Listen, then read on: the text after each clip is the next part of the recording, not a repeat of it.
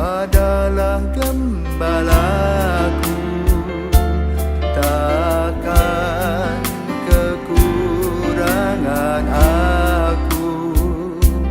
Ia membaringkan aku di padang berumput hijau.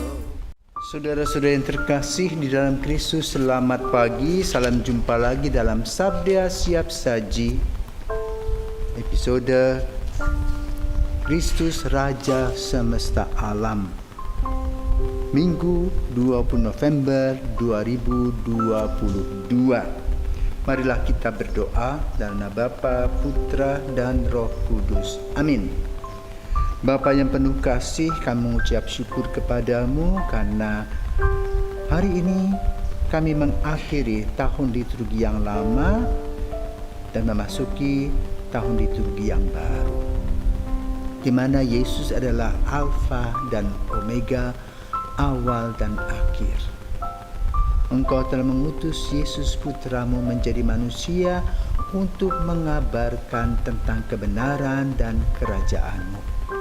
Maka pada hari ini kami merayakan Kristus Raja Semesta Alam agar kami sadar bahwa kami hidup bersama-sama dalam dunia ini untuk mewartakan kerajaan-Mu tentang kebenaran dan juga untuk merawat bumi yang kami pijak dalam kehidupan ini. Maka berkatilah kami semua agar usaha-usaha kami Engkau berkati, sehingga pada waktunya kami akan kembali menuju Alfa dan Omega. Demi Kristus Putra-Mu dan pengantara kami, kini dan sepanjang masa. Amin.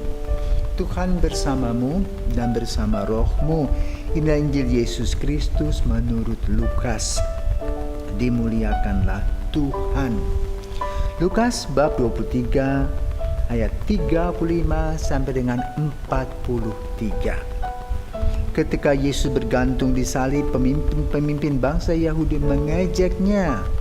Orang lain Ia selamatkan, biarlah sekarang Ia menyelamatkan dirinya sendiri. Jika Ia benar-benar Mesias, orang yang dipilih Allah. Juga prajurit-prajurit mengolok-olokkan Dia. Mereka mengunjukkan anggur asam kepadanya dan berkata, "Jika engkau raja orang Yahudi, selamatkanlah dirimu." Ada juga tulisan di atas kepalanya, "Inilah raja orang Yahudi." Salah seorang dari penjahat yang digantung itu menghujat Yesus, katanya, "Bukankah engkau Kristus? Selamatkanlah dirimu sendiri dan kami." Tapi penjahat yang seorang lain menegur dia, katanya, "Tidakkah engkau takut juga tidak kepada Allah? Padahal engkau menerima hukuman yang sama. Kita memang selayaknya dihukum, sebab kita menerima balasan yang setimpal dengan perbuatan kita. Tetapi orang ini tidak berbuat sesuatu yang salah." Lalu ia berkata kepada Yesus, "Yesus, ingatlah akan daku apabila engkau datang sebagai raja."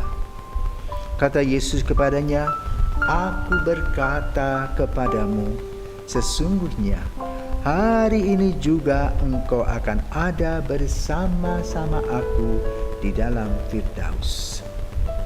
Demikianlah sabda Tuhan, terpujilah Kristus. Saudaraku terkasih, mengapa kita merayakan Hari Raya Kristus Raja Semesta Alam? Kiranya perayaan ini baru dilakukan pada tahun 1925 di akhir Oktober menjelang Hari Para Kudus, namun kemudian bergeser sekitar tahun 1970 menjadi perayaan itu dalam minggu biasa yang ke-34 menutup liturgi lama dan membuka liturgi yang baru. Ini menggambarkan bahwa Yesus adalah Alfa dan Omega, awal dan akhir. Maka kita perlu membandingkan dengan apa yang ditulis dalam kitab suci. Perjanjian Lama, khususnya kitab Kejadian, di mana Roh Allah melayang-layang. Dan kemudian kita juga bisa membaca kembali Injil Yohanes yang membicarakan tentang firman, di mana Kristus sejak dulu ada sebagai Alfa dan Omega, awal dan akhir. Nah, untuk menggenapi Alfa dan Omega ini, maka Allah ini menjadi manusia dan mewartakan tentang kebenaran. Dan dia juga menerangkan kepada kita bahwa kerajaannya bukan dari dunia ini, tapi dia adalah Raja kebenaran.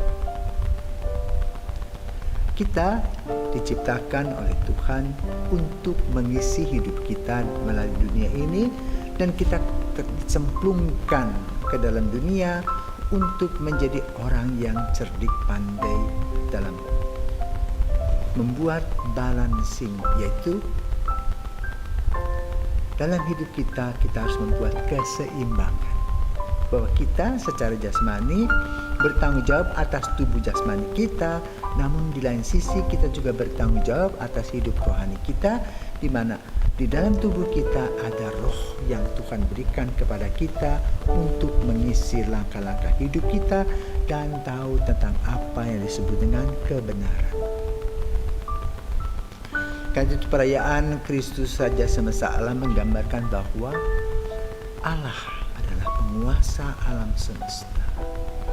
Dalam peristiwa ini kita juga diajak untuk melihat dan memperhatikan ekologi.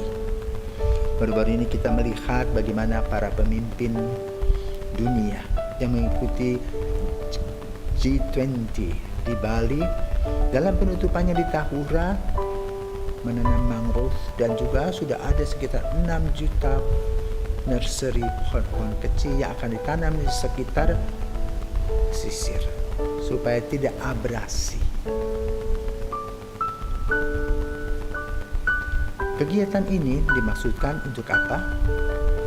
Merawat bumi, merawat semesta alam. Refleksi yang perlu kita renungkan pada hari ini dalam dialog antara dua orang penjahat yang mewakili kita sebagai manusia. Kenapa? Ada manusia yang baik, ada manusia yang kurang baik. Anak manusia yang kurang baik tadi digambarkan sebagai penjahat. Yang satu mengadili Yesus, minta bukti bahwa dia adalah putra Allah. Namun yang satu mengatakan wajar kalau kita mendapat hukuman karena kita memang bersalah.